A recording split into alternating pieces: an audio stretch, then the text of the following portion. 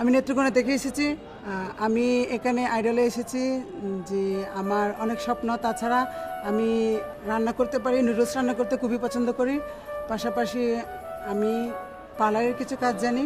তাছাড়া হস্তশিল্পে যেমন সুতশিল্পের কাজও জানি। তাছাড়া আমার অনেক স্বপ্ন, ছোটো থেকে আমার খুব স্বপ্ন যে আমি বাংলাদেশে আইডলের মতো একজন কিছু হব, যে সারা বাংলাদেশের মানুষ আমাকে চিনতে পারে।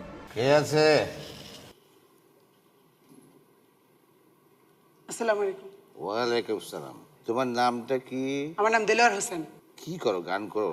হ্যাঁ, গান করি, নাচ পারি, ও, নাচও পারো? ছবি আঁকতে পারি, উপস্থাপনা করতে পারি, কবিতা আবৃত্তি পারি, পার্লারের কাজ পারি, হস্তশিল্পের কাজ পারি, সুশিল্পের কাজ পারি।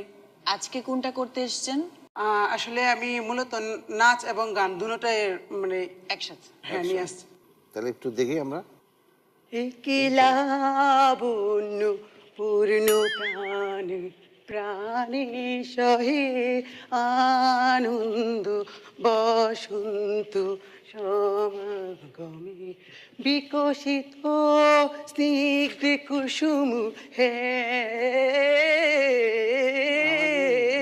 বিকশিত স্নিগ্ধ কুসুম চিত্রিত ছিল কাননে একলা আস্তে আস্তে আস্তে আস্তে আস্তে।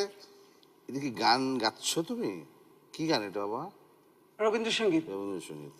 কিন্তু এই রবীন্দ্রসঙ্গীতকে তুমি যেভাবে গাচ্ছ, এ তো অন্য সঙ্গীত মনে হচ্ছে বাবা আমার কাছে।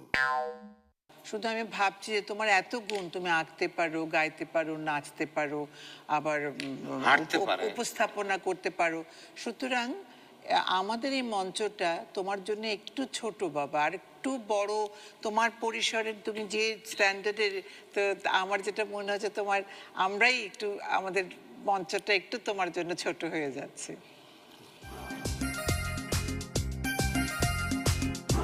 আমার অনেক কনফিডেন্স ছিল যে আমি অবশ্যই অবশ্যই সামনের রাউন্ডে যাব। বুঝতে পারলাম না যে কেন, কোথায় গন্ডগোল হলো।